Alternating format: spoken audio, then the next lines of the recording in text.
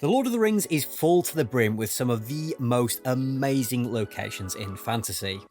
From the idyllic, fruitful lands of the Shire to the wide, rugged, rolling plains of Rohan, Middle Earth is home to a vast array of environments.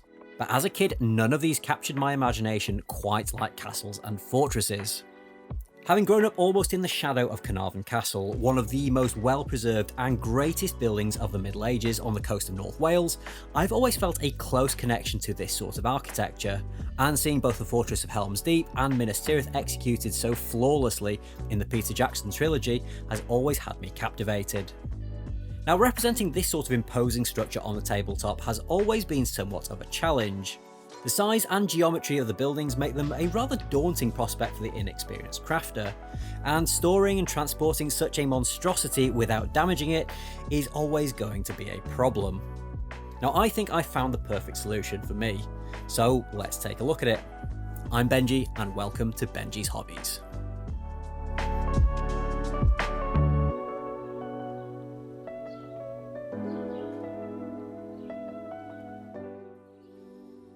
So this fortress and all the buildings that are part of it are part of the Printing Goes Ever On Ivory City campaign over on My Mini Factory.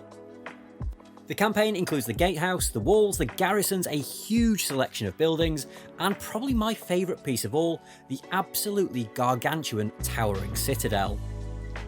What's more, the buildings come in full, complete versions like I'm working with, but thanks to smashing through their stretch goals, they're also available with playable interiors and as ruined versions as well. To sweeten the deal even more, there are some mega siege engines that have also been unlocked, which will make laying siege to this glorious Ivory City even easier for the attackers. Yes, I know it's another 3D printed video, but honestly, 3D printed terrain is really ticking all my hobby boxes right now.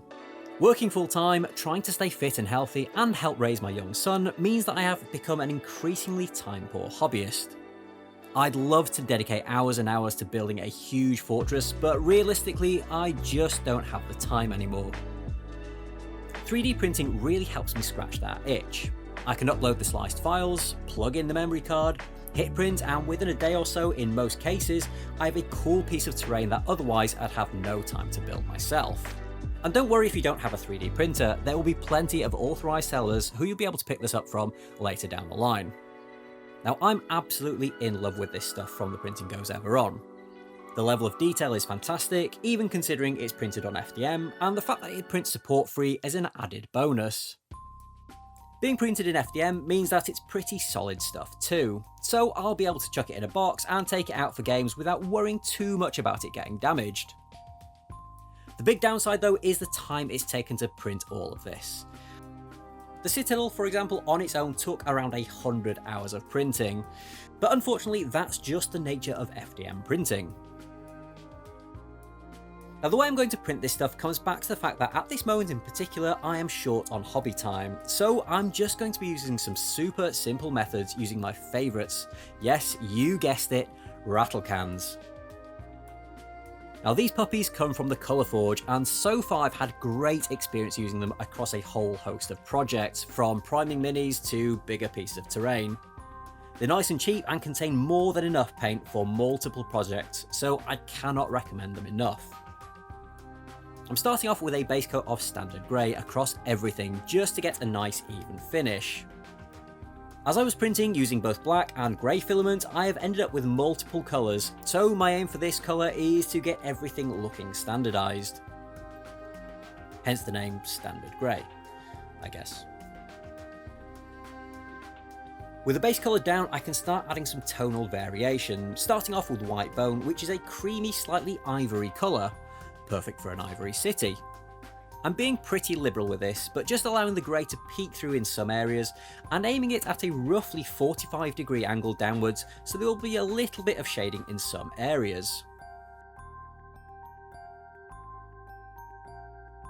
The final colour to go down is matte white, and I'm being a little bit more sporadic with this, trying to focus more towards the top of the walls, towers and buildings. Now, I often get asked why I don't dry brush any FDM terrain, and it's pretty simple why. First of all, it's time. Even though dry brushing is pretty quick, on this mammoth amount of terrain, it's going to take forever. And as I've already said, time is not something I have an abundance of. Secondly, I'm not a fan of the way that dry brushing highlights the ley lines on FDM prints. Whilst it will pick out the raised details on the model, it also highlights the ley lines, which kind of detracts from the look that I'm going for.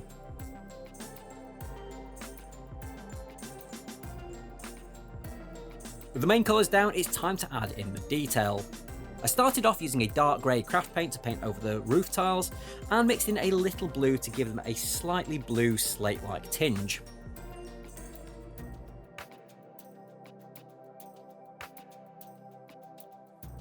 The doors and hatches were painted with brown craft paint, but let's just say that the coverage was underwhelming, so I turned to miniature paint to give me a more consistent and even coverage instead. Yes, miniature paint is a little bit more expensive, but the finish it gives is so much better and so much quicker, so I think it's an investment worth making. Any door bracings, hinges or handles I painted in with lead belcher. These are only really small details across the terrain piece, but they all add to that immersion.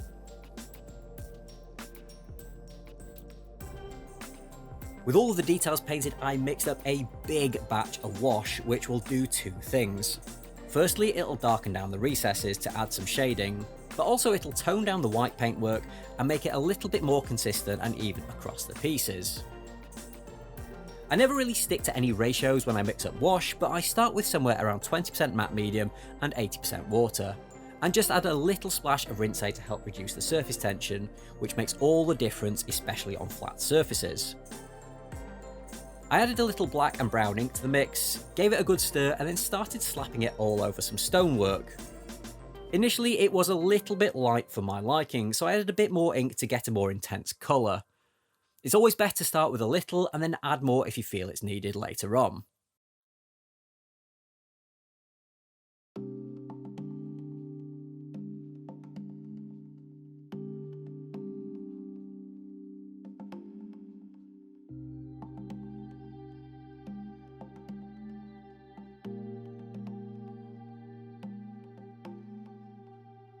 A little dry brush on the slate roof helps make them pop, and with that they're pretty much done.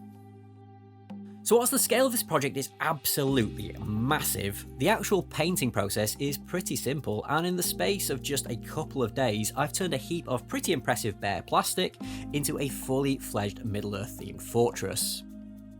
I can't wait for the forces of Mordor to come and take on my beleaguered defenders of Minas Tirith. I just hope that no one is wild enough to bring a model of Grond to the table.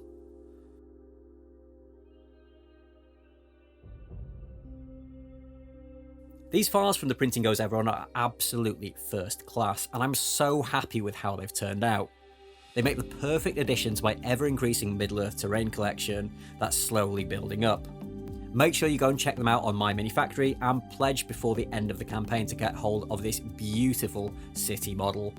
Honestly, I love it and I think it looks fantastic, so yeah, go and check them out. So the big question is, what would you like to see next? More Middle-earth? Something sci-fi? Maybe even Star Wars? Let me know in the comments and I'll see if any of the ideas tickle my pickle. Thank you so much for watching, and I hope to see you guys in the next video.